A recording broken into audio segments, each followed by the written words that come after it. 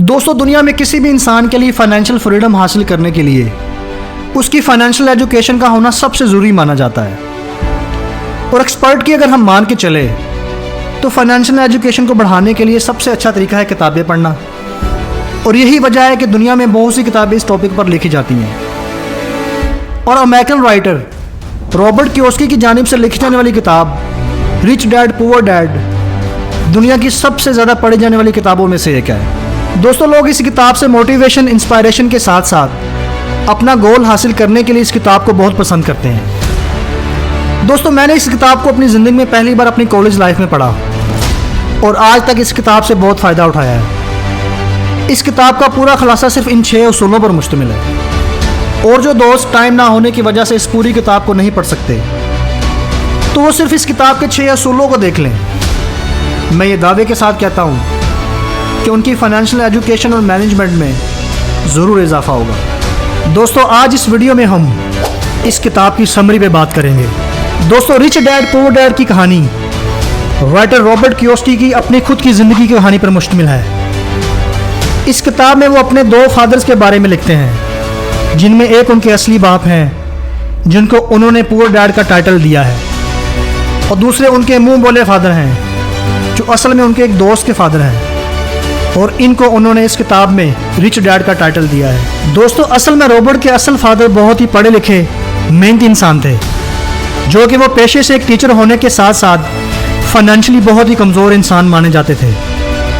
इसलिए रॉबर्ट उन्हें इस किताब में पुअर डैड कहकर पुकारते हैं। और इसी तरह दूसरी तरफ उनके मुंह बोले बाप सिर्फ 8वीं क्लास पास थे, लेकिन फाइनेंशियली एजुकेशन मजबूत होने की वजह से वो शहर के बहुत बड़े और मजबूत बिजनेसमैन में शुमार होते थे। इसी रॉबर्ट उनको किताब में रिच डैड कहकर पुकारते हैं। इस किताब में रिच डैड रॉबर्ट को ज़िंदगी के सफ़र में 30 साल तक 6 ऐसे रूल समझाते हैं जिनसे ज़िंदगी में कामयाबी हासिल करने, अमीर बनने और हमेशा अमीर रहने के लिए बहुत ज़रूरी होती हैं। और रॉबर्ट की इस किताब में 6 रूल किसी भी इंसान को कामयाब और अमीर बनाने के लिए काफ़ी हैं, फिर चाहे वो इंसान कितना ही कम पढ़ा लिखा क्यों ना हो। तो चलो दोस्तों, इन किताब के 6 उसूलों पर रोशनी डालते हैं। Lesson number 1, rich don't work for money, money work for them. दोस्तों, रॉबर्ट के रिच डैड बताते हैं कि दुनिया के ज़्यादातर लोग कई तरह के प्रोसेस साइकिल में उलझे होते हैं और इस साइकिल को वो रैट रेस कहकर पुकारते हैं। दरअसल आज दुनिया के ज़्यादातर लोगों की ज़िंदगी का मकसद सिर्फ अच्छे कॉलेज में पढ़ाई करना, अच्छी नौकरी ढूंढना, शादी करना और फिर ज़िंदगी भर अपनी सैलरी से अपने घर वकार जैसी चीज़ों के लोन भरते रहना ही रह गया है। और लोगों को इस बात का एहसास तक नहीं होता कि इस तरह की लाइफ में वो मेहनत तो सबसे ज़्यादा करते हैं, लेकिन उनकी मेहनत, आइडियाज़ और रिसर्च का फ़ायदा किसी और को ही होता है। कुछ लोग इस रैट रेस का हिस्सा बनकर नाखुश भी होते हैं, लेकिन अपने दिल के डर, लालच और जिम्मेदारियों की वजह या किसी मजबूरी से इस रेस का हिस्सा बने रहते हैं। रिच डैड इस किताब में कहते हैं सबसे पहले हमें अपने अंदर के डर को ख़त्म करके इस रैट रेस से बाहर निकलना चाहिए और कुछ ऐसा करना चाहिए जिसमें आप पैसे के लिए काम ना करें, बल्कि पैसा आपके लिए काम करे। वो एक कहावत है ना कि पैसा ही पैसे को खींचता है। बिल्कुल ठीक इसी तरह हमें भी ज़िंदगी में कुछ ऐसा करने की ज़रूरत होती है जिसमें आपका पैसा ही आपको कमा कर दे। Lesson number 2, keeping money is more important than making it.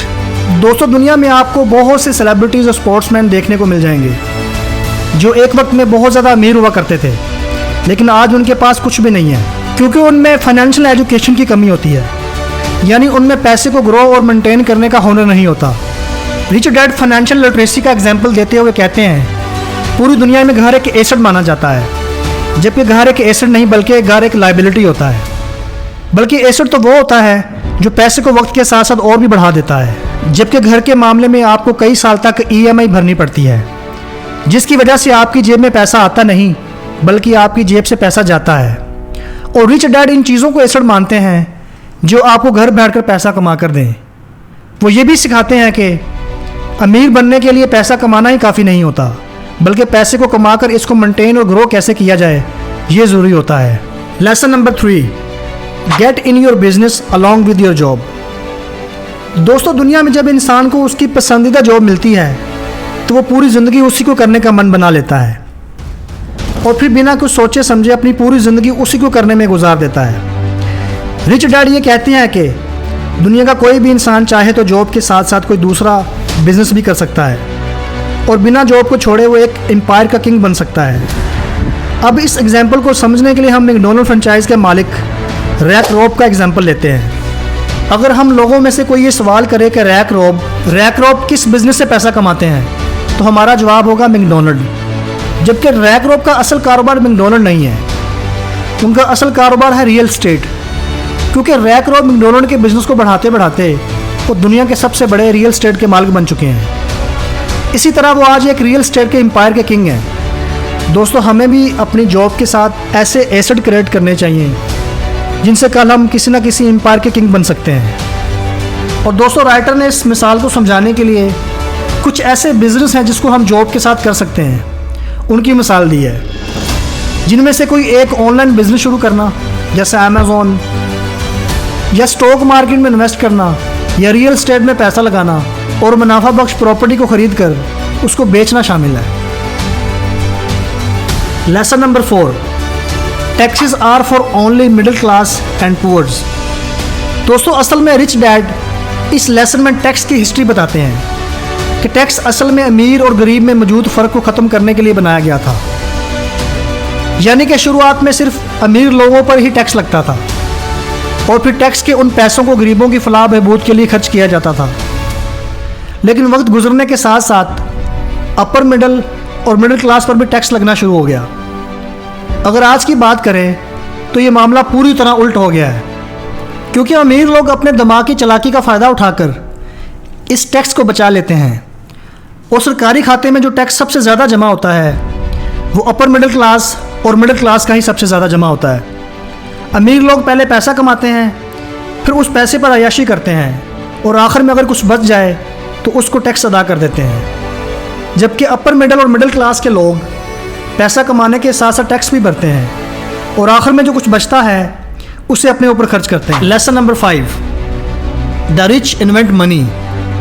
दोस्तों, दुनिया में एक मैगजीन छपता है जिसका नाम है 500 फॉर्च्यून्स। यानी कि दुनिया में 500 लोग ऐसे हैं जो बहुत अमीर हैं और जिनके नाम पे ये एक मैगजीन छपता है। उनमें जो सबसे टॉप पे नाम है Elon Musk, Steve Job, Warren Buffett, Bill Gates और मार्क जुकरबर्ग। ये कुछ ऐसे नाम हैं जो दुनिया के अंदर कुछ बिजनेस और आइडियाज़ को लेकर आए। इन आइडियाज़ को पहले इस दुनिया में कोई नहीं जानता था और इन रेवोल्यूशनरी आइडियाज़ की मदद से उन्होंने पैसे को इन्वेंट किया। इससे पहले कि मार्केट में कोई और इन आइडियाज़ को दरियाफ्त करता, उन्होंने पहले इस आइडियाज़ को खोजा और फ़ौरन एक्शन लिया। इसलिए कहा जाता है दोस्तों, उन्होंने पैसा कमाया नहीं बल्कि पैसे को इन्वेंट किया, क्योंकि ये दुनिया में उन चीज़ों को लेकर आए जो दुनिया में पहले नहीं थी। इसलिए आपको पैसा कमाने के बारे में ही नहीं, आपको पैसा इन्वेंट करने के बारे में भी सोचना चाहिए।